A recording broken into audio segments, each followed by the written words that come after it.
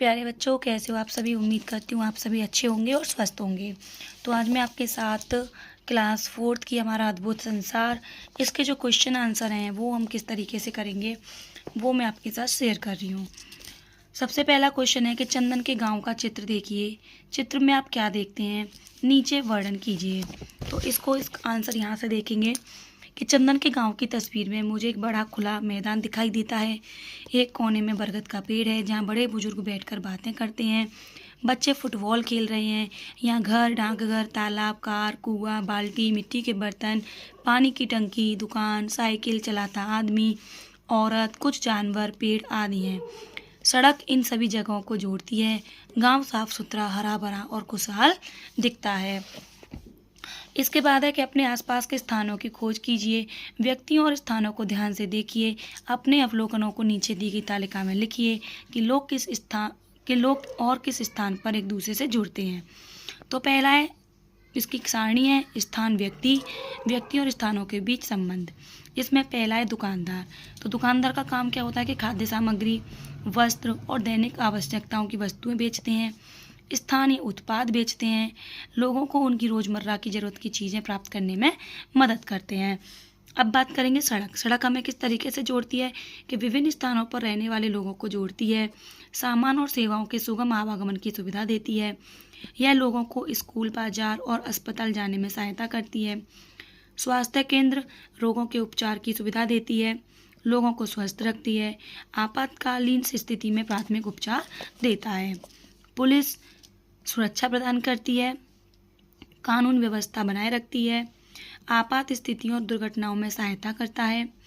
विद्यालय का काम क्या होता है कि बच्चों को शिक्षा प्रदान करना, छात्रों को करियर और जीवन के लिए तैयार करना, बच्चों को जीवन कौशल मूल्यों को विकसित करने में मदद करना। अब हम इसके क्वेश्चन आंसर देखेंगे कि आप क्यों सोचते हैं कि आपके क्षेत्र में उद्यान, विद्यालय, चिकित्सालय और बस स्टैंड जैसे स्थान होने आवश्यक है। तो हमारे क्षेत्र के पास उद्यान, विद्यालय, चिकित्सालय और बस स्टॉप जैसी जगह होना ज़रूरी है, क्योंकि ये जगह हमें कई तरह से मदद करती हैं। कैसे कैसे कि पार्क खेलने और आराम करने के लिए होते हैं, स्कूल नई चीज़ें सीखने के लिए होते हैं, जब हम बीमार होते हैं तो अस्पताल हमारी मदद करते हैं, बस स्टॉप हमें आसानी से यात्रा करने में मदद करते हैं। दूसरा क्वेश्चन है कि अगर आपके क्षेत्र में इनमें से कोई एक या अधिक स्थान नहीं होते तो आपका जीवन कैसा होता। तो यदि हमारे इलाके में एक या अधिक स्थान न होते तो जीवन कठिन हो जाता। पार्कों के बिना हमारे पास खेलने या व्यायाम करने की कोई जगह नहीं होती। स्कूलों के बिना बच्चों के पास सीखने, दोस्तों से मिलने या शिक्षा प्राप्त करने का कोई स्थान नहीं होता।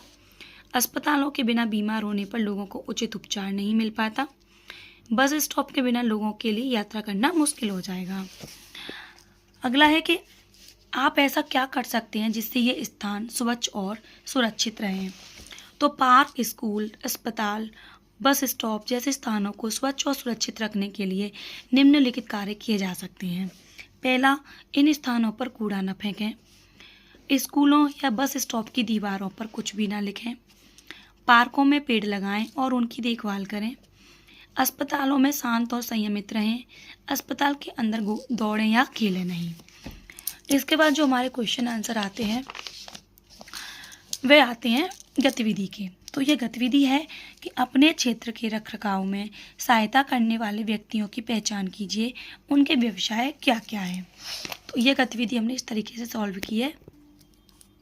हमारे इलाके की देखरेख में मदद करने वाले लोग निम्नलिखित हैं। पहला, दुकानदार खाद्य पदार्थ, कपड़े और दैनिक उपयोग की वस्तुएं जैसी चीज़ें बेचता है। दूसरा है शिक्षक, विद्यालय में बच्चों को पढ़ाता है। तीसरा है डॉक्टर या नर्स, स्वास्थ्य केंद्र में बीमार लोगों का इलाज करते हैं। चौथा है हमारा पुलिस अधिकारी, ये हमें सुरक्षित रखते हैं और कानून व्यवस्था को बनाए रखते हैं। सफाई कर्मी सड़कों और सार्वजनिक स्थानों की सफाई करते हैं। इलेक्ट्रीशियन लाइट और बिजली के तारों की मरम्मत करता है। माली पार्क में लगे पौधों और पेड़ों की देखभाल करता है। बढ़ई बेंच और लकड़ी की वस्तुओं की मरम्मत करता है। राजमिस्त्री दीवारों और इमारतों का निर्माण या मरम्मत करने वाला होता है। प्लम्बर पाइप, नल और जल निकासी प्रणालियों की मरम्मत करता है। सुरक्षा गार्ड इमारतों, पार्कों और प्रवेश द्वारों की निगरानी करता है। मैकेनिक बाइक, ऑटो और कार जैसे वाहनों की मरम्मत करता है। इसके बाद है हमारा कि नीचे ये दी गई तालिका को देखिए। उद्यान को विकसित करने और बनाए रखने के लिए किस प्रकार के कार्यों की आवश्यकता होती है और उन्हें सूचीबद्ध कीजिए। साथ ही उनमें उपयोग होने वाली सामग्रियों का, उपकरण और कौशलों का भी उल्लेख कीजिए। एक उदाहरण नीचे दिया गया, जैसे ये मिस्त्री है, क्या काम कर रहा है? ईंट और सीमेंट से दीवारों का निर्माण करता है या मरम्मत करता है। सामग्री कौन सी होती है? कन्नी। तो ये वाला जो काम है ये आपको खुद से करना है। अपने मम्मी पापा से पूछेंगे और ये काम खुद से करके लाएंगे। अब अगला है हमारा कि अपने परिवार के सदस्यों अथवा पड़ोसियों से उनके व्यवसाय के बारे में पता कीजिए। आप उनसे कौन कौन से प्रश्न पूछेंगे? कुछ उदाहरण यहाँ दिए गए हैं। जैसे यहाँ पे पहला उदाहरण दिया गया है कि आपको अपने कार्य में सबसे अच्छा क्या लगता है? आप किस प्रकार के उपकरण तथा वस्तुओं का उपयोग करते हैं? आपको अपने कार्य व्यवसाय में किन चुनौतियों का सामना करना पड़ता है? कुछ क्वेश्चन हमने यहाँ पे लिखे हैं कि मैं अपने परिवार के सदस्यों या पड़ोसियों से उनके काम के बारे में निम्नलिखित प्रश्न पूछूंगा कि आपको अपने काम में सबसे ज़्यादा क्या पसंद है? आप अपने काम में किस प्रकार के औजार या चीज़ों का इस्तेमाल करते हैं? आपको किन चुनौतियों का सामना करना पड़ता है? आपने यह नौकरी क्यों चुनी? आपका काम दूसरों की मदद कैसे करता है? इस तरीके से हम कुछ भी सवाल बच्चों पूछ सकते हैं। इसके अलावा है चर्चा कीजिए। चर्चा कीजिए कि हमारे 2 प्रश्न हैं, वो मैं आपके साथ शेयर करूंगी। कि क्या आवश्यकता के समय समुदायों का एक साथ आना महत्वपूर्ण होता है? इस विषय में आपके क्या विचार हैं? तो जी हाँ, मैं इस कथन से सहमत हूँ कि जब लोग कठिन समय में एक दूसरे की मदद करते हैं तो समस्याओं का समाधान आसान हो जाता है। इससे सभी को सुरक्षा, खुशी और अपनापन का एहसास होता है। इससे लोगों के बीच विश्वास, दयालुता का भाव बढ़ता है। क्या आपके क्षेत्र में लोग एक दूसरे की सहायता के लिए एकजुट होते हैं? क्या आपको ऐसा कोई अवसर याद है? तो जी हाँ, मेरे इलाके के लोग एक दूसरे का सहयोग करते हैं। मुझे याद है कि एक बार बहुत बारिश हुई थी और कुछ घरों में पानी घुस गया था। सभी लोग मिलकर पानी साफ करने और ज़रूरतमंदों को खाना देने के लिए आगे आए। सबको एक बड़े परिवार की तरह मिलकर काम करते देखना बहुत सुखद था। ये क्वेश्चन का आंसर बच्चे अपनी मर्जी से भी दे सकते हैं, जो उनके जीवन में घटा हो। ठीक है। अगला क्वेश्चन है कि अपने परिवार या समुदाय के बारे में सोचिए। किसी पर्व या अन्य अवसर की तैयारी करते समय आप एक दूसरे की सहायता कैसे करते हैं? तो मैंने इसका आंसर लिखा है कि मेरे परिवार में दिवाली जैसे त्योहारों के दौरान हम सब मिलकर काम करते हैं। मेरे माता पिता स्वादिष्ट खाना बनाते हैं। मेरे पिताजी रोशनी और सजावट का सामान लगाते हैं। मैं घर की सफाई और सामान व्यवस्थित करने में मदद करती हूँ। मेरी बहन सुंदर रंगोली बनाती है। हम अपने पड़ोसियों को भी आमंत्रित करते हैं और उनके साथ मिठाई बांटते हैं। सब मिलकर मदद करते हैं और यह हम सबके लिए एक मज़ेदार और खुशनुमा समय बन जाता है। इसके बाद है चर्चा कीजिए। इसमें हमारे 2 क्वेश्चन हैं। आइए देखते हैं इनके आंसर कि ऐसे कौन से उपाय हैं जिनसे हम प्रकृति का और अपने आस पड़ोस की देखभाल कर सकते हैं। कुछ उपाय सूचीबद्ध कीजिए। अधिक पेड़ लगाएं और उन्हें पानी दें। सड़क पर थूकें या कूड़ा न फेंकें। क्षेत्रों को साफ रखने के लिए कूड़ेदान का प्रयोग करें। पानी और बिजली बचाएं। अपने आसपास के पेड़ पौधों और जानवरों का ख्याल रखें। दूसरा है कि दूसरों की सहायता करने और मिलकर काम करने से हमारा समुदाय कैसे उत्तम बनता है। तो दूसरों की मदद करना और मिलजुल कर काम करना हमारे समुदाय को अधिक मजबूत, दयालु और शांतिपूर्ण बनाता है। जब हम एक दूसरे की मदद करते हैं और मिलजुल कर काम करते हैं तो चीज़ें आसान और तेज हो जाती हैं। लोग खुश और सुरक्षित महसूस करते हैं। इससे समुदाय के बीच मित्रता बढ़ती है। अगला है हमारा विद्यालय हमारा समूह। ये मैंने आपको बता ही दिया।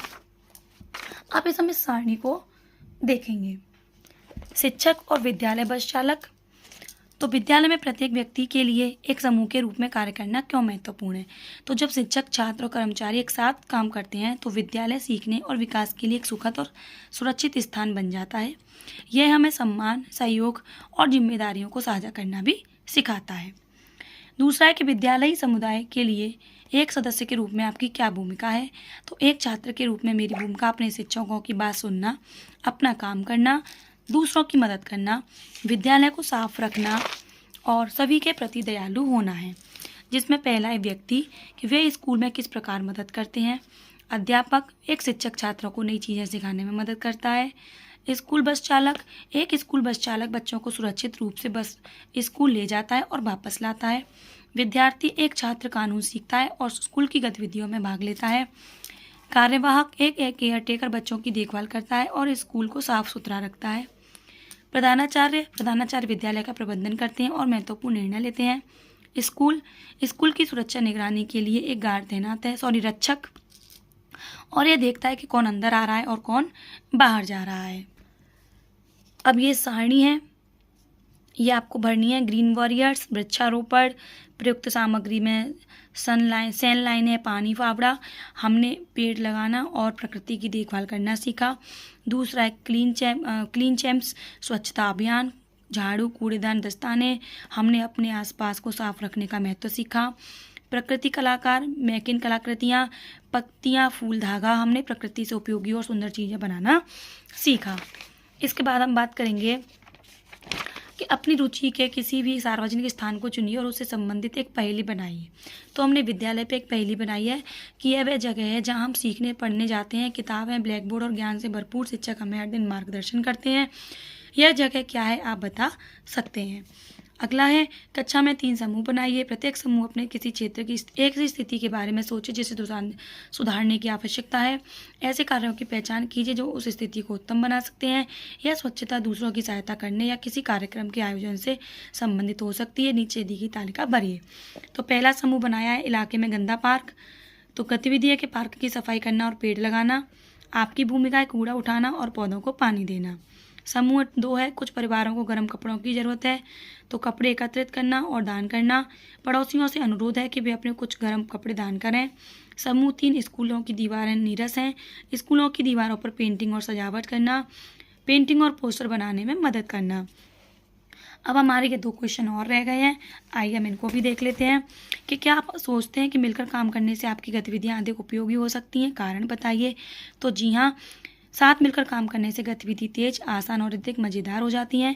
जब हम एक टीम के रूप में काम करते हैं तो हम विचारों का आदान प्रदान कर सकते हैं, काम को बांट सकते हैं और कार्यों को तेज़ी से पूरा कर सकते हैं। हर कोई अलग अलग कौशल लेकर आता है, इसलिए परिणाम आमतौर पर बेहतर होते हैं। यह हमें सहयोग, धैर्य और दूसरों के विचारों का सम्मान करना सिखाता है। इन गतिविधियों में आपकी सहभागिता समुदाय की सहभागिता कैसे करेगी। तो इन गतिविधियों में मेरी भागीदारी समुदाय को स्वच्छ, सुरक्षित और अधिक सौहार्दपूर्ण बनाकर उसकी मदद करेगी। जब मैं दूसरों की मदद करता हूँ तो विचार साझा करता हूँ या टीम के रूप में काम करता हूँ तो ये दूसरों को भी ऐसा करने के लिए प्रोत्साहित करता है और एक मजबूत और देखभाल करने वाला समुदाय का निर्माण होता है। तो ये हो गए हमारे आज के प्रश्नोत्तर। आई होप आपको वीडियो पसंद आई होगी। वीडियो पसंद आई हो तो लाइक करें, सभी के साथ शेयर करें। तब तक के लिए धन्यवाद।